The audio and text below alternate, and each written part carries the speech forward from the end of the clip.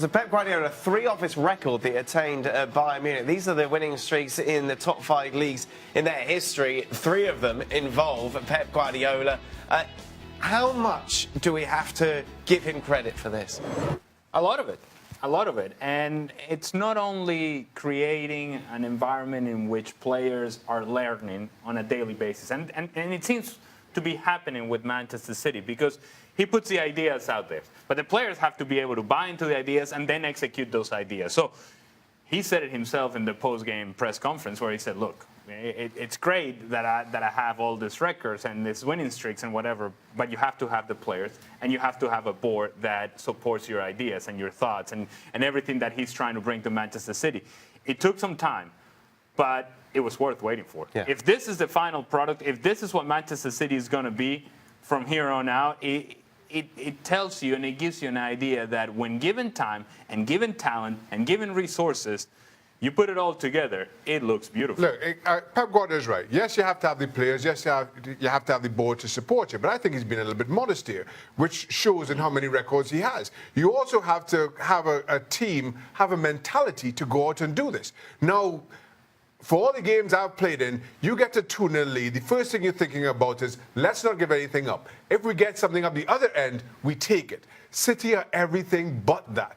2 up, they're still pressing, they still get goals. As a result, there's no chance for somebody to sneak one and then have you under pressure for the last 15 minutes or anything of the sort.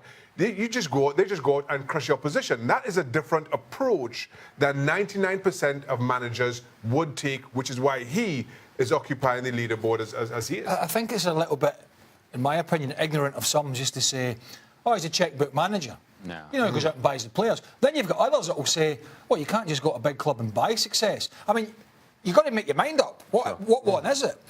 Yes, he spent money, but as we've talked about in this show many times, they're all at it. Yeah. All the big clubs are all at it. United have spent 600 million since Fergie left. You're not going to compete at the highest level, at the elite level now of world and European football unless you're buying players. No company, no Stones, no Benjamin Mendy. You've got a midfielder at left back, no David Silva for personal reasons.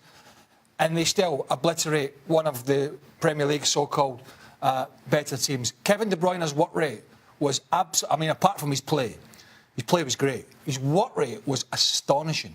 Absolutely astonishing.